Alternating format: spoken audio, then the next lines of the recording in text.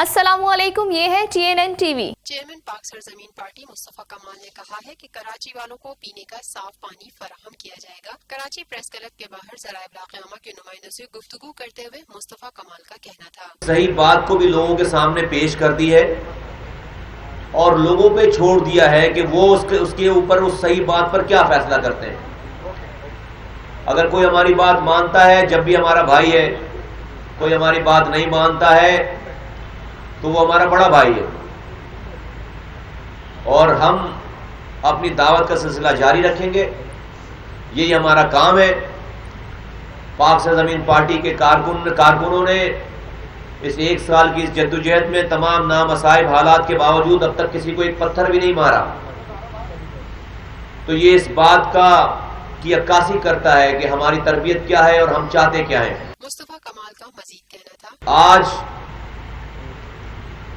یہ آرگنائزیشن، یہ تحریک اس قابل ہو گئی ہے لوگوں کی حمایت سے، کارکنان کی حمایت سے، کہ آج پاکستان کے لوگوں کے مسائل کے اوپر صرف لفاظی نہیں بلکہ عملی طور پر ان کے مسائل کو حل کرنے کے لیے جد و جہد کرنے کا سوچ بھی سکے اور جد و جہد کے اوپر عمل پیرا بھی ہو سکے، جس کا عملی نمونہ ہم نے 6 اپریل یعنی کہ گزشتہ کل سے ہم نے اس کا عملی نمونہ پیش کیا ہے۔ پاکستان کی تاریخ کا پہلا احتجاج ہے کہ جہاں پر کارکنان اور ذمہ داران، تمام لیڈرشپ پاک سرزمین پارٹی کی تقریباً پچھلے 24 گھنٹوں سے آپ کے سامنے سڑکوں پر بیٹھی ہوئی ہے، کھلے آسمان کے نیچے بیٹھی ہوئی ہے۔